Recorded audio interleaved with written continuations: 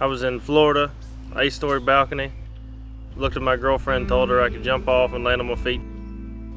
On the way down there, the first time it hit me, we were driving down 75. It was about 1 o'clock in the morning, and I seen a bridge up ahead, and my mind told me that I could hit the center pylon and watch it fall in my rear view after I drove past it.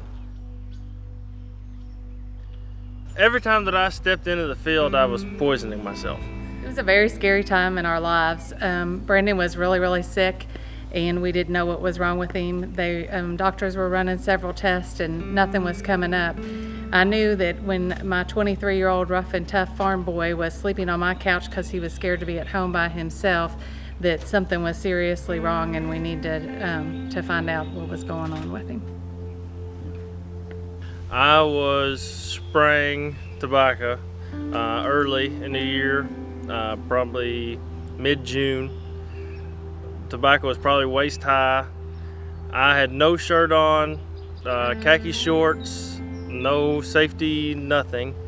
And I broke a belt on the highboy and got off the highboy, walked back through the tobacco to find a belt so I could finish up that day, and did not realize what I did to myself when I did it. I didn't work. I went out every morning for about 2 hours, got my employees started, would go back home and sleep for 3 hours and go back for a couple hours and make sure everybody was doing all right, and did that every day. And that's not me. I absolutely hated that. In hindsight, it was very obvious what was happening to him, but at the time it was not obvious. It took a couple weeks to really figure out what was causing his problem. With some very specific blood testing, we found out that Brandon had the signs of toxicity to pesticides.